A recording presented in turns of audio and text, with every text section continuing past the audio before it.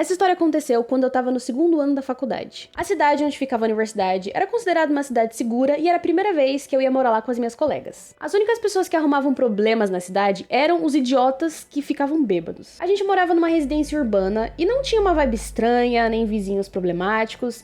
A única parte estranha era que nos finais de semana só a gente ficava lá. Todos os nossos vizinhos ou iam pra casa ou ficavam em outro lugar até segunda-feira quando voltavam às aulas. A gente achava que aquilo era normal nessas cidades universitárias. Até porque o complexo onde ficava a nossa casa só tinha mais 4 casas. E esse complexo era rodeado por trilhas e campos agrícolas que a gente amava e era um lugar quieto, calmo, longe do caos da faculdade. Da nossa varanda a gente conseguia ver fazendas, mas tirando isso, a gente estava bem isolada. A universidade ficava a uns 20 minutos de distância de ônibus, e isso nunca foi um problema pra gente, por causa da distância da nossa casa, o nosso aluguel era muito mais barato. Das meninas, eu era a mais alta. E era a única que já tinha passado por situações assustadoras. Por causa disso, eu era a única que sempre trancava as portas, as janelas e a garagem antes de sair ou de dormir. As minhas colegas de casa cresceram em cidades pequenas, bem seguras, então para elas era muito incomum ter que trancar a porta da própria casa. Elas também eram muito amigáveis e confiavam em todo mundo, nunca desconfiavam de segundas intenções. Até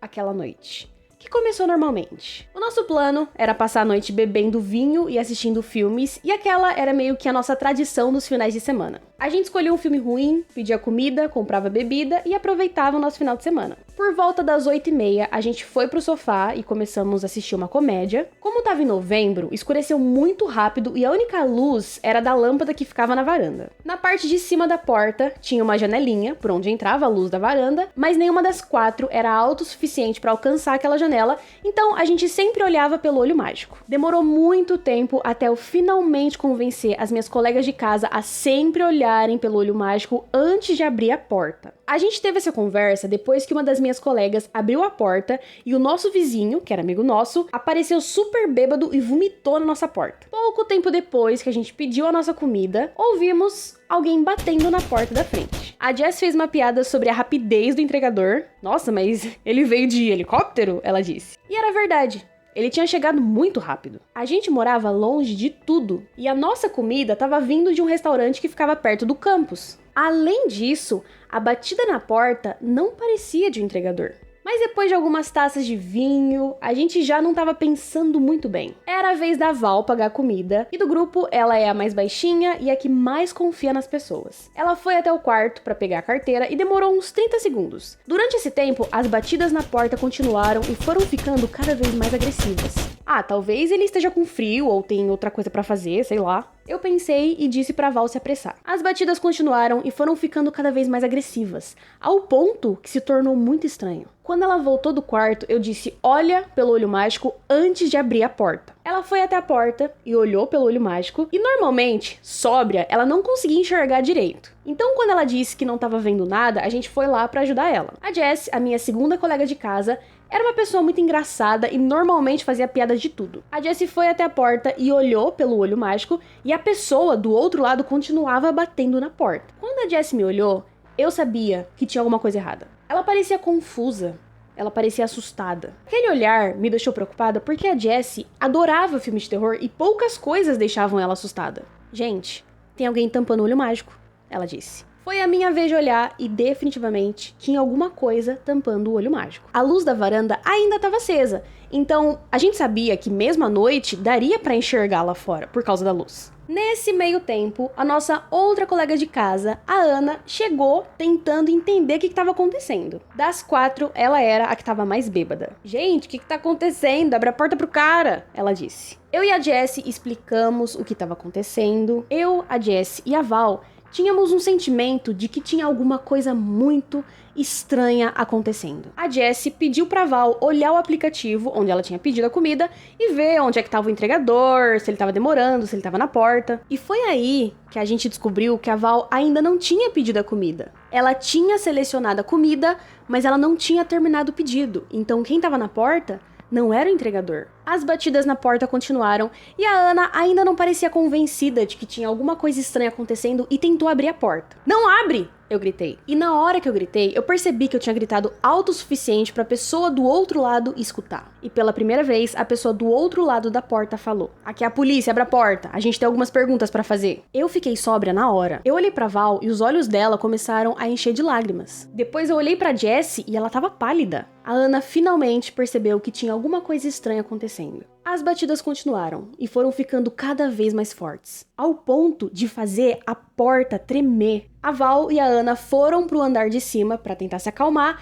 e ver se tinha alguma viatura da polícia lá na rua. Elas também foram ter certeza se as janelas lá de cima estavam todas trancadas. Se eles quisessem, eles podiam subir pelo telhado e entrar pela janela da Ana. Era difícil, mas não era impossível, porque a Ana tinha tirado as grades da janela para conseguir subir no telhado. Eu gritei pro suposto policial mostrar o distintivo e aí a gente abria a porta para ele. Ao invés de me responder, o cara começou a chutar a porta. Eu disse pra Jessie ligar pra polícia e perguntar se eles tinham mandado algum oficial pro nosso endereço. A Jessie tava tremendo tanto que foi difícil pra ela conseguir digitar o número da polícia. Nesse momento, a Val desceu as escadas e disse que não tinha nenhum carro da polícia lá fora. Naquele momento, eu comecei a ficar ansiosa porque eu lembrei de um detalhe na fala do suposto policial. Ele disse: "A gente tem algumas perguntas pra fazer, não eu tenho algumas perguntas pra fazer." Então ele não tava sozinho. A Jessie deve ter pensado a mesma coisa porque ela correu pra porta dos fundos pra ter certeza de que tava trancada. E era uma porta grande de vidro. Ela cobriu a porta com as cortinas para evitar que eles conseguissem enxergar a parte de dentro da casa. Minutos depois, as batidas começaram na porta dos fundos.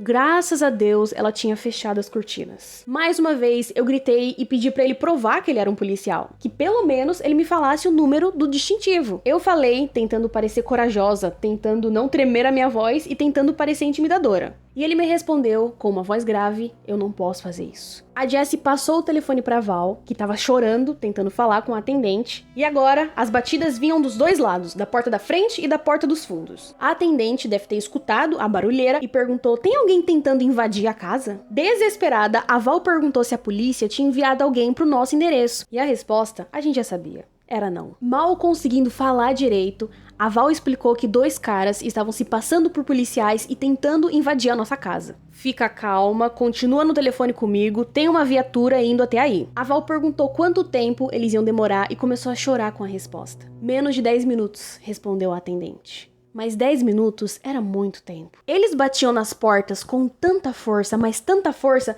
que eu só tava esperando a hora delas quebrarem. Eu coloquei uma cadeira na frente da maçaneta e sentei na cadeira na esperança de que ela segurasse a porta. A Jessie pegou uma faca e um extintor de incêndio na cozinha e essas eram as únicas coisas que a gente tinha pra se defender caso eles entrassem. Um dos homens gritou pra gente abrir a porta e naquela altura ele nem se preocupava mais em fingir ser um policial. Até que eles ficaram em silêncio. Pior do que o barulho era o silêncio. Porque quando eles estavam em silêncio, a gente não sabia onde eles estavam nem o que eles estavam fazendo. Se os dois decidissem forçar a porta dos fundos, eles iam conseguir quebrar o vidro e entrar na casa. Mas as batidas na porta dos fundos pararam.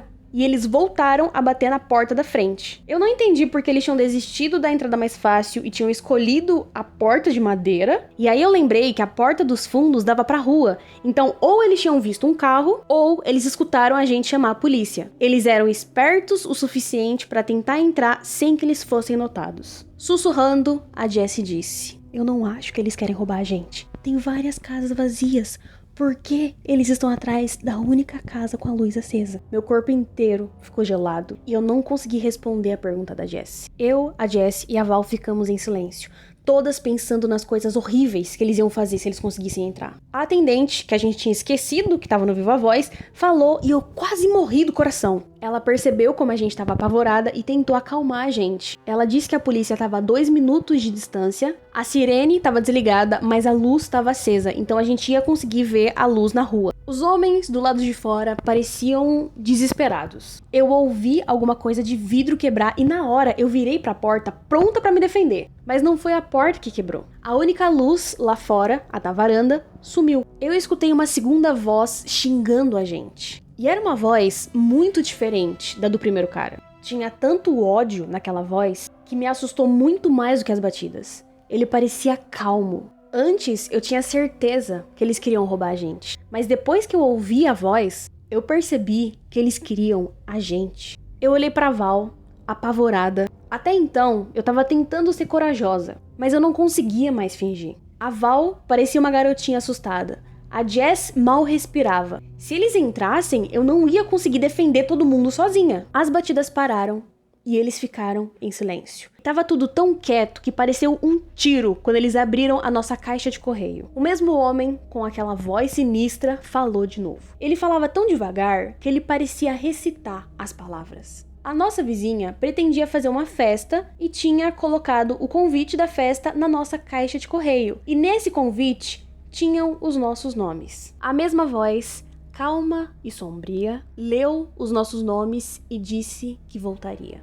Eles continuaram em silêncio e a gente também. A gente não queria que eles escutassem nada lá dentro. Aquele silêncio durou pouco tempo, mas pareceu uma eternidade. A atendente informou que a polícia estava na nossa porta e falou pra gente ficar na casa até a polícia verificar a área. Durante todo esse tempo, ela continuou na linha pra ter certeza de que a gente estava bem e segura. Finalmente, um policial de verdade apareceu e antes de bater na porta, ele mostrou o distintivo pra gente não ficar com medo. Os policiais pediram pra gente descrever exatamente o que tinha acontecido com todos os detalhes e a gente contou o que aconteceu naquela noite. Eles perguntaram se a gente tinha visto os caras e aí a gente explicou que eles quebraram a lâmpada, que eles tamparam o olho mágico. Inclusive, na nossa varanda tava cheio de cacos de vidro da nossa lâmpada quebrada. Aparentemente, eles tinham arrancado ela da parede e tacado ela no chão. Os policiais nos aconselharam a conversar com a nossa locadora e pedir para colocar câmeras de segurança na casa. O policial mais velho fechou o bloco de notas e olhou pra gente. E ele disse uma coisa que me fez perceber que a gente realmente estava em perigo. Olha, se qualquer uma de vocês fosse a minha filha, eu gostaria que um policial dissesse isso pra ela. Se vocês puderem sair daqui, saiam.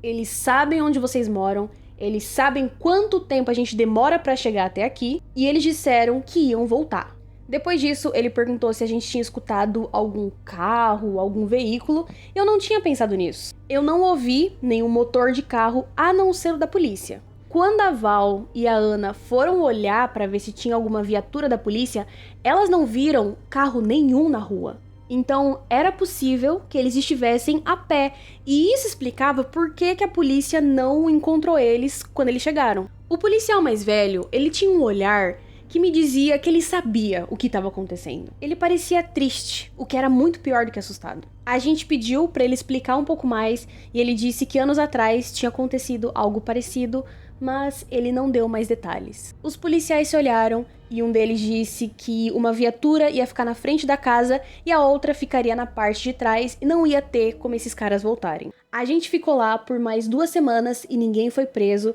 então se eles quisessem, eles poderiam ter voltado. Depois daquela noite, a gente conversou com a nossa locadora, explicamos a situação e ela foi super atenciosa. Ela tinha várias propriedades perto da cidade e deixou a gente morar em um apartamento que ficava mais perto do campus. Durante vários meses, a nossa antiga casa ficou vazia, ela colocou câmeras de segurança, trocou as fechaduras e reforçou a porta dos fundos. Eles não voltaram, graças a Deus, e a gente finalmente pôde aproveitar o nosso novo apartamento. Mas até hoje eu penso naquela voz sinistra. Não abra a porta, até você saber quem tá do outro lado.